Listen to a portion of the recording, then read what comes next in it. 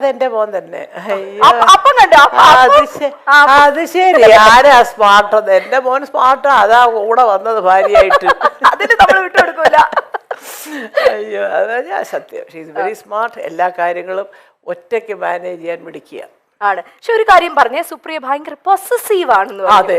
എന്ത് അങ്ങനെ എങ്ങനെയാ തോന്നിയത് മല്ലിക? അങ്ങനെയല്ല, നമുക്കറിയാമല്ലോ. അപ്പോൾ ഞാൻ, എൻ്റെ ഭർത്താവ്, എൻ്റെ കുഞ്ഞ് എന്നൊക്കെ പറയുന്നത് അദ്ദേഹത്തിൻ്റെ ഒരു സാമ്രാജ്യമോ.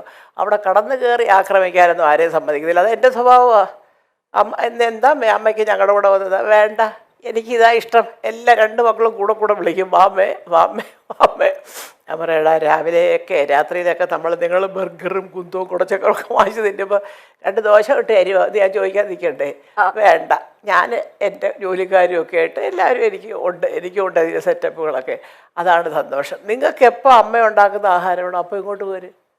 ഒരിക്കലും ചെന്ന് നിൽക്കില്ലേ മല്ലികാന്റി അവരുടെ അടുത്ത്? ഇതുവരെ പോയി അങ്ങനെ നിന്നിട്ടില്ല. പക്ഷെ കാലത്തോട്ട് വൈകിട്ട് വരെ ഇരിക്കും, സിനിമയൊക്കെ കാണും. തിരിച്ചു രാത്രി നേരം വെളുത്ത് എഴുന്നേൽക്കുമ്പോൾ നമുക്ക് നമ്മുടെ വീട് തന്നെ സ്വർഗം. അടിപൊളി അടിപൊളി. അപ്പൊ നെക്സ്റ്റ് പിക്ചർ നമുക്ക് നോക്കാം.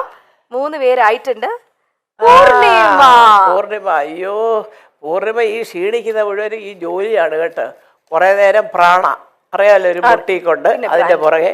പിന്നെ മക്കൾ 2 പേരും നന്നായിട്ട് പഠിക്കും. എപ്പോഴും അവർ നന്നായിട്ട് പഠിച്ചുകൊണ്ട് അത് മുഴുവനും പൂർണിമയുടെ തലയില്ല. കാരണം ഇന്ദ്രൻ വീട്ടിലേ ഇല്ല. പിന്നെ എങ്ങനെയാണ് കുഞ്ഞുങ്ങളെ നോക്കുന്നത്? അതുകൊണ്ട് എപ്പോഴും ഞാൻ പറയുന്നൊരു പോയിന്റ് അതാണ്, 2 പേർക്കും അനുയോജ്യരായ 2 പെൺകുട്ടികളെ കിട്ടിയതാണ് അവരുടെ വിജയത്തിന്റെ ഒരു ജീവിത വിജയത്തിലെ ഒരു പ്രധാനം. 50th ഇയറിൽ എന്ത് പറയും? അമ്മയ്ക്ക് 50 വർഷം എന്ന് പറയുമ്പോൾ ഇപ്പം മൊത്തത്തിൽ എത്ര വയസ്സായെന്ന് അറിയാമല്ലോ അല്ലേ? അപ്പം അതുകൊണ്ട് ഇതുപോലൊക്കെ സ്നേഹത്തോടും അതിലൊക്കെ ജീവിച്ചു പോവുക. അപ്പോഴേ ജനം പറയുള്ളൂ അമ്മയുടെ സ്വപ്നങ്ങൾ സഫലമായി. ഓക്കെ, എന്നാൽ ഒരു ചെറിയൊരു ചോദ്യം, വേറൊന്നുമല്ല, നമ്മുടെ ഓഡിയൻസിന്റെ ഇടയിൽ നിന്ന് വന്നതാണ്. ചെറുതായിട്ടെങ്കിലും ഒരു അമ്മായിയമ്മ മരുമകൾ പോരുണ്ടെങ്കിൽ ആ പോരെടുക്കുന്ന ആരുടെടുത്തായിരിക്കും? സുപ്രിയ. എനിക്കത് ഇഷ്ടമേ അല്ല. എന്നെ കിട്ടത്തില്ല പോരിന്. ഞാൻ ഇവരുടെ കൂടെ താമസിക്കത്തില്ലല്ലോ. പിന്നെ പോരെടുക്കാൻ പിന്നെ എങ്ങനെ പോരെടുക്കുന്നത്? ഞാൻ നിൽക്കത്തില്ല. ഞാൻ വേറെ അത് പറയാൻ മക്കൾക്ക് വലിയ പരാതിയാ കൂടെ ചിന്തിക്കാതെ. അതല്ല, അതുകൊണ്ടാണ് ഈ സ്നേഹം. നമ്മൾ കൂടെ കിടന്ന് വരവേ തീർന്ന കാര്യം അതോടുകൂടി തീർന്നു. അല്ല, എന്നാൽ ഒരു ഇച്ചിരി മല്ലികാന്റിക്ക് ഇവളെ ഒന്ന് സൂക്ഷിക്കുന്നതാണ് നല്ലതെന്ന് തോന്നിയത് ഇവരിൽ ആരെയാണ്? അങ്ങനെ അതങ്ങനെ ചിന്തിച്ചിട്ടില്ല. ഇനി ചിന്തിച്ച് നോക്കാം അടുത്ത ഇന്റർവ്യൂവിൽ വരുമ്പോ. ഇതുവരെ അവരെ കൊണ്ട് എനിക്ക് യാതൊരു ഇതുമില്ല. ഞാനിവിടെ വന്നതെന്ന് പറഞ്ഞാൽ ഉടനെ അവരെയൊക്കെ വിളിക്കുകയും ഭക്ഷണം വരെ ഉണ്ടാക്കി കൊടുക്കുക. അമ്മയ്ക്ക് ഇവിടെ കുറച്ച് ചിക്കൻ ഉണ്ടാക്കി അതിപ്പോൾ അങ്ങോട്ട് ഇതൊക്കെ അതറിയാം. ഞാൻ അവിടെ പോയി കഴിക്കുകയില്ല, അത് 2 പേർക്കും അറിയാം.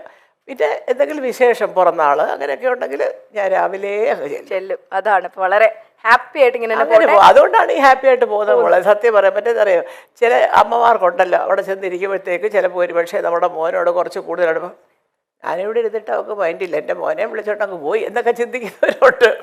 അല്ലല്ല, എന്നാൽ ഈ അമ്മമാർക്കൊരു ആൺമക്കളോട് ഒരു പ്രത്യേക ഒരു ഇഷ്ടം അല്ല. അത് പലർക്കും ഉണ്ട്, പൊസസീവ്നെസ് കൂടുതല അമ്മമാർക്ക് ആൺപിള്ളേരോട്. പക്ഷെ ഞാൻ പറയുന്നത് നമ്മൾ ചിന്തിക്കേണ്ടതേ, നമ്മളാണ് ആ സ്ഥാനത്തെങ്കിലും നമുക്കൊരു ജീവിതം വേണ്ടേ?